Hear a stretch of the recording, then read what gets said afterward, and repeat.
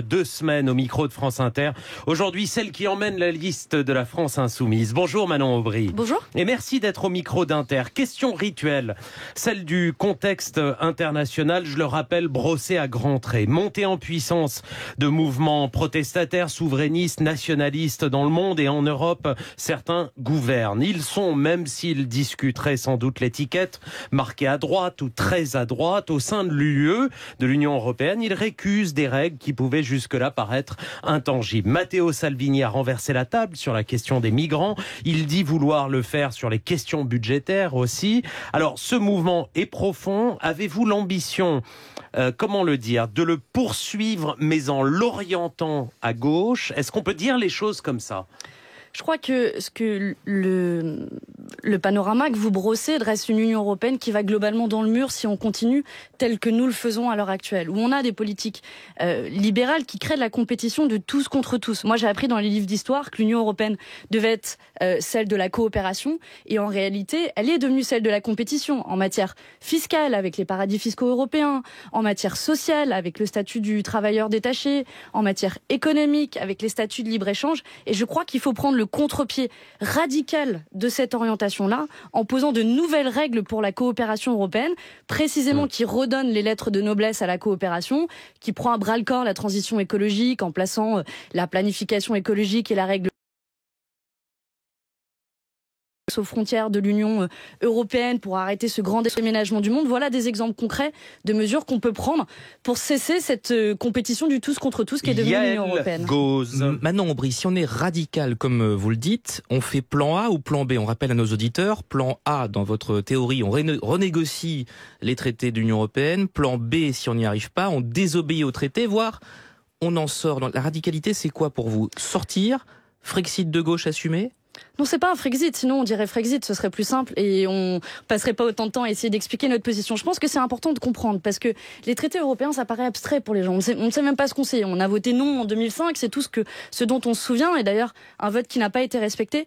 Il faut d'abord comprendre pourquoi ces traités européens sont problématiques. Parce qu'ils empêchent de faire la transition écologique avec la règle des 3% de déficit. Et donc on en sort s'ils sont pas bons, ces traités. Alors, c'est important d'expliquer d'abord ces règles.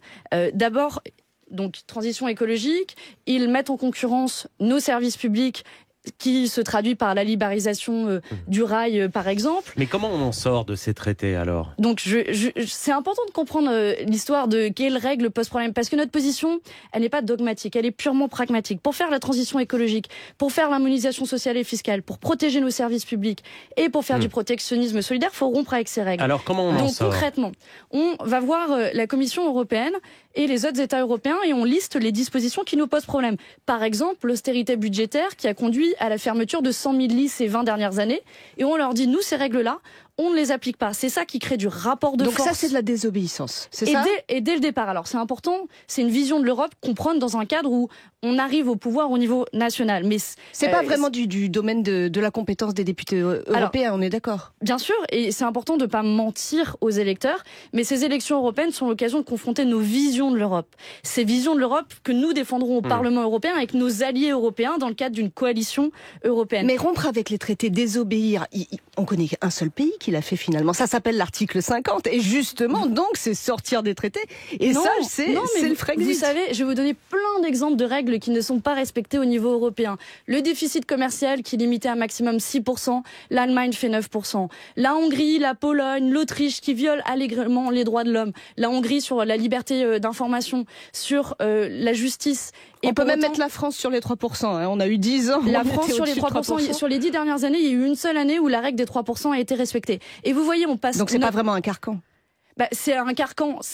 Alors, sur la question du budget, c'est en réalité un carcan, et ça le devient de plus en plus. Parce que ce que, en général, les auditeurs ne savent pas forcément, c'est que il y a un dispositif qui s'appelle le semestre européen, au niveau européen, qui soumet nos budgets. Donc avant qu'ils soient examinés par nos parlementaires nationaux, ils sont examinés par la Commission européenne, qui renvoie la copie, qui dit par exemple, coupez dans vos budgets de la santé, et je le disais, ça se crée Et ça se traduit par la fermeture de plus de 100 000 lits d'hôpitaux. Manon Aubry, Et donc ce carcan budgétaire s'impose de plus en plus d'année en année, et c'est pourquoi il ne faut pas le respecter. Manon Aubry, en quoi cette méthode de désobéissance diffère-t-elle de celle d'un Salvini qui dit sur les migrants, non, j'arrête, les cadres institutionnels me poussent à faire ça, je dis non. Sur le budget, idem. En quoi est-ce méthodologiquement différent que de renverser la table et de créer une crise institutionnelle? Je crois que c'est l'échelle de valeur qui fait la différence. Mais la méthode est la même. Non, je crois que tout est différent. Quand on a un Salvini, quand on a un Orban qui viole les droits de l'homme, qui regarde des exilés droit dans les yeux et qui leur dit allez mourir en Méditerranée. Eh bien aujourd'hui, ça ne peut pas être la coopération européenne fondée sur ces valeurs-là, parce qu'il y a des valeurs, notamment dans la charte des droits fondamentaux de l'Union européenne, et nous sommes attachés à ces valeurs. Et je crois qu'à ces valeurs, sur le budget, il dit la même chose. Sur la question du budget, là aussi, je crois que l'horizon et l'objectif est complètement différent. C'est pour ça qu'aujourd'hui, l'horizon et l'objectif de la transition écologique doit être inscrit noir sur blanc dans les traités européens. Mais la méthode est la même. Non, ce n'est pas la même, parce que je crois qu'aujourd'hui, rien ne peut nous comparer avec Salvini. Et d'ailleurs, la preuve c'est qu'au final, il a changé complètement son budget sous orientation de l'Union européenne. Par contre, est-ce que c'est pas plutôt les marchés qui l'y ont forcé, à vrai dire? Vous savez bien que quand on respecte pas la règle des 3%, en réalité, c'est pas Bruxelles qui fait peur. Ce sont les marchés, parce que on emprunte à nos investisseurs et qu'ils augmentent donc le taux d'intérêt. Plusieurs choses là-dessus. D'abord, le taux d'intérêt est très bas en ce moment. Il est à 0,5%. Mais pour l'Italie, vous avez vu que ça a augmenté du coup. Ça a augmenté assez peu. Et en réalité, pour l'économie, ça a un impact positif. Pourquoi on veut pouvoir emprunter pour faire la transition écologique? C'est que pour investir dans les énergies renouvelables, pour se donner l'objectif de 100% d'énergie renouvelable, tout le monde est d'accord, c'est plusieurs dizaines de milliards d'euros qu'il faut. Et ces plusieurs dizaines de milliards d'euros, il faut pouvoir les sortir un moment de son porte-monnaie, et ce sera positif pour l'économie, ça créera 900 000 emplois, même pour ceux qui s'attachent à la sacro-sainte croissance, ça créera près de 4% de croissance. Voilà comment concrètement ce sera in fine positif pour tout le monde. Yael Gauze. Vos idées et la campagne, vous nous direz sans doute que c'est un épiphénomène dans cette campagne européenne, mais vous avez l'un des conseillers régionaux, la France Insoumise en Rhône-Alpes, Andrea Cotarac, qui a Rassemblement national le 26 mai pour faire barrage à Emmanuel Macron. Vous le connaissiez, ce Andrea Cotarac? Je vais être honnête avec vous, j'avais jamais entendu parler de lui. J'ai même du mal à retenir son nom tellement je n'avais jamais entendu parler de lui. Je crois Parce que Marine Le Pen, elle, visiblement le connaissait. Elle a dit à 7h50, elle a déjeuné il y a quelques semaines avec lui. Manifestement, elle le connaissait beaucoup mieux que moi. Il n'est pas candidat, pas présent dans le dispositif de campagne. Et je crois que c'est la dérive d'un homme qui trahit des valeurs. Et moi, je vais vous dire sincèrement, c'est tout ce que je déteste en politique. Des gens qui, par opportunisme, vont se vendre à d'autres mouvements politiques. Par opportunisme ou en suivant finalement ce que dit Jean-Luc Mélenchon depuis quelques mois, que ce sera un référendum pour ou anti-Macron. Mais non, mais il applique à la lettre. Et il se dit quoi? Si je vote utile pour faire barrage à Emmanuel Macron, il faut qu'il soit deuxième, donc je vote pour Marine Le Pen. Il applique de manière radicale une théorie au départ qui était la vôtre, le référendum pour anti-Macron. Manon Aubry. Sauf qu'aujourd'hui, tout oppose la France Insoumise et le Rassemblement National. Faire barrage à Emmanuel Macron, c'est aussi faire barrage au Rassemblement National. Je crois qu'aujourd'hui, seule la France Insoumise est capable de le faire sur le terrain, notamment dans les quartiers populaires où on est les seuls encore présents, mais aussi sur le terrain des idées. Où quand je vois à quel point la République En Marche est devenue le marchepied en quelque sorte du Rassemblement National. Tous deux sont contre la hausse du SMIC, tous deux sont pour la hausse du temps de travail. Les amis de Madame Le Pen en Autriche ont fait la semaine de 60 heures de travail. Tous deux ne font rien pour la transition écologique.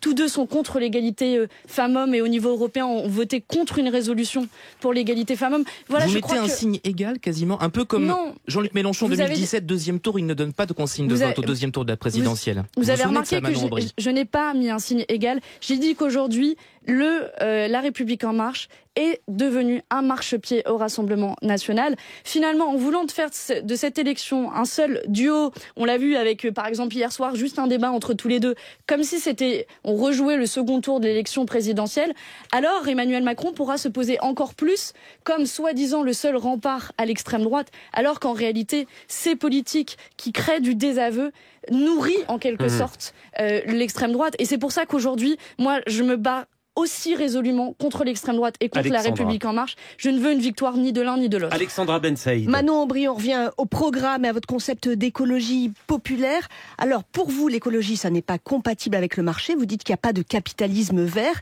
Dans ce cas-là, on veut comprendre qu'est-ce qui arrive aux entreprises. Est-ce que vous souhaitez passer à une économie administrée? Dans votre programme, il y a le mot planification. Alors, on a toujours été pour une économie mixte, c'est-à-dire une économie qui est régulée. Quand on dit que les entreprises qui polluent davantage doivent payer davantage, elles peuvent bien sûr évoluer sur le marché capitaliste tel qu'on le connaît, mais il faut réguler ces entreprises-là. Et s'agissant de planification écologique, je sais que le mot planification fait peur, mais planification, c'est en fait planifier l'avenir de nos enfants, l'avenir de ceux qui se mobilisent tous les vendredis dans la rue et des jeunes contre le changement climatique. Et ça veut dire faire cette planification, planifier des dizaines de milliards d'euros d'investissement dans les énergies renouvelables. En France, on a compris, en empruntant. En empruntant notamment, mais et je le disais, ça va être positif pour l'économie. On a en France, on est le deuxième gisement en vent. Je pense que ça peut être des ressources inouïes que l'on peut utiliser. Ce sera bon pour tout le monde et je crois que ça devrait devenir une évidence. On n'a plus le temps d'attendre 12 ans pour changer les choses. On a d'ailleurs déposé à l'Assemblée nationale une résolution par nos députés demandant un état d'urgence climatique et écologique à l'image de ce qui a été fait en Irlande par exemple. J'espère que cette résolution sera votée et soutenue par un plus grand nombre parce qu'on ne peut plus attendre. Allez, on avance sur les questions internationales. Yael Gauze. Angela Merkel, en campagne elle aussi côté allemand, et qui prend ses distances avec Emmanuel Macron. Elle dit ses différences de mentalité, sa relation parfois conflictuelle. Ça dépend de la traduction qu'on fait de l'allemand, mais vous vous y attendiez ? Je ne suis pas toujours au fait des hauts et des bas dans le couple franco-allemand. Remarquez d'ailleurs qu'en Allemagne, en matière de traduction, ils parlent souvent de moteur franco-allemand. Ça doit être plus la vision allemande liée aux voitures. Moi, je ne sais pas exactement ce qu'est l'état de leur relation. Je constate néanmoins que dans les politiques qu'ils mènent, il y a quand même une ligne commune en matière de baisse des dépenses dans les services publics, en matière de dérégulation du marché du travail. Voilà. Après, les intérêts économiques, l'histoire du marché économique allemand et l'histoire du marché économique français sont relativement divergents. C'est peut-être ce qui nourrit cette différence, mais je ne suis pas dans tous les détails. L'Allemagne, elle repose la question du siège du Parlement européen. C'est la dauphine d'Angela Merkel. Aujourd'hui, il y en a deux. Il y a Bruxelles et Strasbourg. Et la dauphine dit, non, Strasbourg, on n'en veut plus. Vous, quelle est votre position ? Je crois que clairement, il faut pouvoir maintenir le Parlement à Strasbourg parce que, en fait, Strasbourg, c'est pas choisi au hasard. C'est le fruit de la réconciliation franco-allemande. Il y a des institutions européennes dans quasiment chaque pays de l'Union européenne. Il y a la Banque centrale européenne en Allemagne, à Francfort. Donc voilà, chaque pays a une institution. La transhumance, c'est pas très écologique de faire la transhumance tous les mois pour 4 jours à Strasbourg. Heureusement, faut prendre le train. Et tant qu'on a des services publics et des trains. Non, je crois que ça fonctionne plutôt bien. Alors moi, je vais connaître les institutions de l'intérieur, j'espère, à partir du 26 mai, mais je crois que polémiquer sur ce sujet, c'est résumer le débat politique européen à quand même relativement peu de choses. Manon Aubry, dans le chapitre international de votre programme, c'est également un point. Pourquoi voulez-vous dénoncer l'accord d'association entre l'UE et Israël ? Alors là, je j'ai pas l'argument, faudrait que je vérifie, je peux pas vous dire. C'est le point 4 alinéa 3 de page 26 du programme. Je pense que la position, c'est de manière plus générale sur l'ensemble des accords économiques qui sont passés aujourd'hui par l'Union européenne, qui favorisent le libre-échange entre l'ensemble des pays au niveau international. C'est un accord de coopération économique et commerciale avec Israël, donc il faut arrêter de commercer avec Israël. Non, c'est pas ce que nous disons. Dans l'ensemble des accords économiques qui sont signés à tour de bras par l'Union européenne, quel est le problème ? Mais là, vous en pointez un dans ce programme qui est celui avec Israël. On en pointe de nombreux. On parle notamment de l'accord commercial avec le Canada, de l'accord commercial avec les États-Unis. Non, mais là, il n'est pas de même nature. La Nouvelle-Zélande. C'est vous qui en mettez une nature différente, mais il y a une question économique. Moi, je vous explique. Il faut arrêter de commercer avec Israël. Non, sur les accords de libre-échange, de manière générale, on ne dit pas qu'il faut arrêter de commercer. Il faut abaisser les barrières. Ce que font ces accords, c'est abaisser les barrières douanières. Abaisser les barrières douanières, ça veut dire organiser le grand déménagement du monde, faire venir sur notre marché. Non, là, c'est la politique européenne de voisinage. C'est la politique européenne de voisinage. Dit le site du Parlement européen. Ça marche pour l'ensemble. Des États en dehors de l'Union européenne. Ça veut dire favoriser la production en dehors de l'Union européenne. Par ailleurs, sur la question de l'Israël, il y a quand même la question aussi de produits qui viennent sur les marchés français et qui ont été produits dans les colonies israéliennes et dénoncés par de nombreuses ONG, y compris ONG françaises, pour l'impact que cela a au niveau local. Il faut sortir de cet accord. C'est ça ce que vous dites. Sortir de cet accord ne veut pas forcément... Qui est un accord, encore une fois, de coopération commerciale et économique. Ne veut pas forcément dire ne plus commercer du tout avec ces États-là, mais ça veut dire pouvoir renégocier pour contrôler davantage et non pas juste chercher l'abaissement des barrières douanières. C'est pas le sujet de ces accords, mais on entend votre réponse. Je vois que vous avez beaucoup d'intérêt pour la politique israélienne. Oui, ce matin.